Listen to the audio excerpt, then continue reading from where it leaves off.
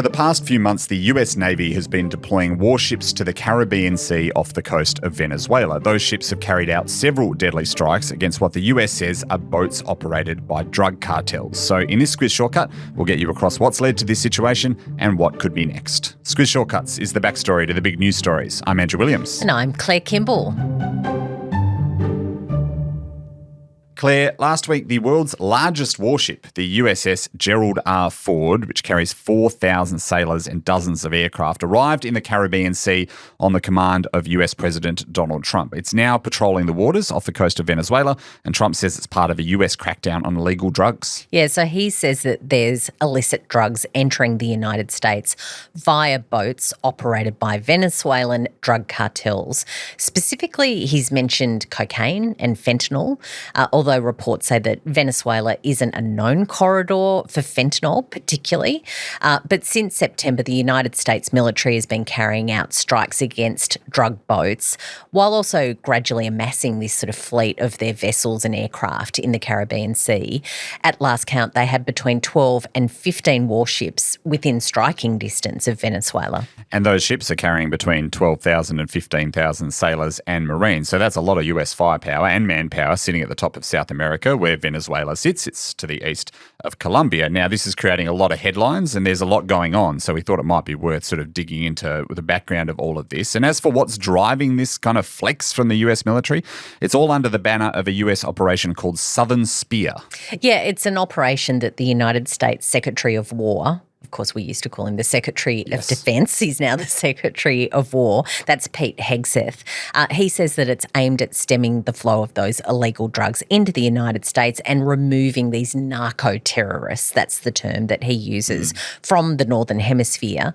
The strikes are said to have killed 83 people, so they've already drawn a bit of backlash from the international community. They have, and that's because there's been very little information coming through about the targets or the drug trafficking cartels they allegedly were a part of. So in some of the cases, Hegseth said that the people targeted were drug dealers from the Venezuelan gang Tren de Aragua, which is categorised as a designated foreign terrorist organisation in the US. But several legal and human rights groups have criticised the US for not following due process before attacking these boats. Yeah, the United Nations is one of those groups. Its Commissioner for Human Rights is Volker Turk. He says that the actions of the United States violate international law, also amount to what he calls extrajudicial killings.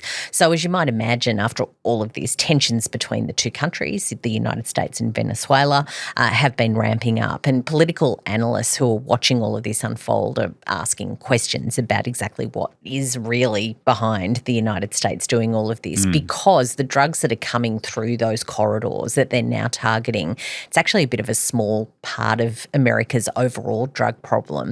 The bulk of the drugs coming across the United States border still come via Mexico. And one of the entities that's asking a lot of those questions is the Venezuelan government themselves. It has not taken kindly to being surrounded and having its citizens and their ships blown up. So the country's president is Nicolas Maduro. He says the strikes are an act of provocation that threaten regional peace. Yeah, of course, noting that Nicolas Maduro is quite a controversial figure. The United States and plenty of nations don't recognise him as a legitimate president, so there's that to park. But the United States, of course, isn't really bothered about what he has to say about all of this.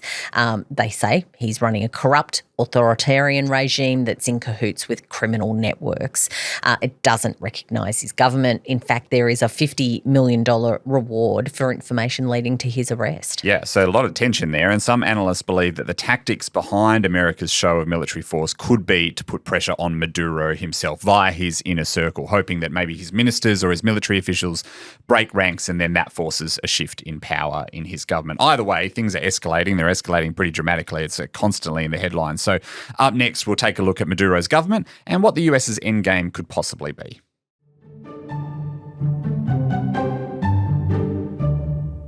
Claire, one of the big stories that we talked about over the last month or so was the Nobel Peace Prize and who might get it. It turned out to be a Venezuelan democracy activist called Maria Corina Machado.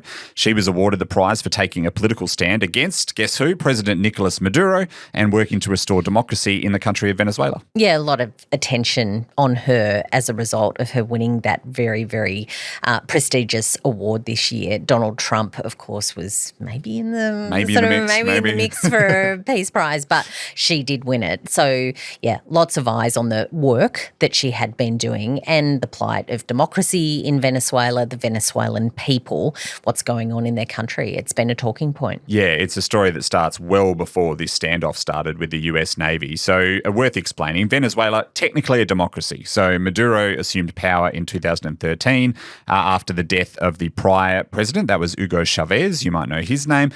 So he was kind of Chavez's anointed successor. Yeah, technically a democracy, but certainly not in practice. When the election rolled round, Maduro scraped through by a very, very tiny margin, according to the reports, if the actual vote count is real. But in the two subsequent elections, he's been buying votes, he's been killing and barring opposition candidates, and those candidates include Machado as well, also banning international observers as well. But after all of this, the United States, Canada, and many, many South American countries actually don't recognise the Maduro government at all. And so while he's been in power, adding to the pressure on him, the country's economy has collapsed. So reports say that it's shrunk by 80% in 8 years between 2013 and 2021. And even though Venezuela is sitting on vast oil reserves, an estimated 51% of the population, which is 28 million people, so that's over 14 million people, are now living in poverty. Yeah, it's been a bit of a case study for a broken state, that it has really great natural advantages, but the way it's being run means that many people are very, very poorly off. The plight of the people is something that the Nobel Committee also highlighted when they were talking about that Nobel Peace Prize this year. Food shortages, regular power outages, people struggling to access clean drinking water. Hospitals are also in a state where they don't have medicines, understaffed wards. Reports say that 7 million people have left the country over the last decade. That's put a lot of pressure, of course, of that migration caravan sort of heading up towards the US border. Many of them want to get to the United States, and to do that they have to cross the border illegally, which we know has really been part of this conversation about a crackdown on immigration from Trump and from Biden before him. Yeah, absolutely. And all of this feeds back into why many observers think that the US is taking such a hard line against Maduro's regime. All of these factors coming in together, the economy, immigration, and like drugs. Fix the problem at the source. Exactly. Kind of thing. It's not about drugs necessarily. Yes, exactly. Fix those problems now. So along with the drug boats and the illegal immigrants, political analysts say that removing Maduro in favour of a leader that is friendlier to the US and more on board with their plans would also be another check on the influence of Russia and China in the region. There are lots of tendrils to this one. Yeah, exactly right. It's the new global world order, isn't it? So Russia and China, of course, have been doing a lot when it comes to Africa, which is a whole other conversation, but South America as well. They do have natural resources. They do have a lot of advantages in being really good allies too. And talking to Venezuela has been part of that conversation. Russia has supplied it with military equipment, fighter jets, missiles. China has also provided billions of dollars in loans. Of course, that Belt and Road conversation around infrastructure, keeping them going, being a good friend in difficult times. We mentioned that things have really dialed up, though, in the last week, and it relates back to some serious accusations levelled at Maduro by the Trump administration, including that he's complicit in that drug trafficking. Yeah, this really has dialed it up. So they say that he's the leader of a cartel known as Cartel de los Sols, or Cartel of the Suns, as it would be in English. And experts say this is not so much like an organised group, but it's more of a loose term for generals that are corrupted by drug money. But regardless of that, this week the US flagged that it would add that cartel to a list of foreign terrorist organisations. They include Tren de Aragua, which I mentioned before, and also the Sinaloa cartel, which even people that maybe don't know a lot about Venezuela might have heard of that. Watched a bit of TV about the drug cartels. And of course they extend right through heading into Mexico as well, right? Yeah. So the United States say that those organisations are responsible for this terrorist violence, trafficking drugs into the United States and Europe as well.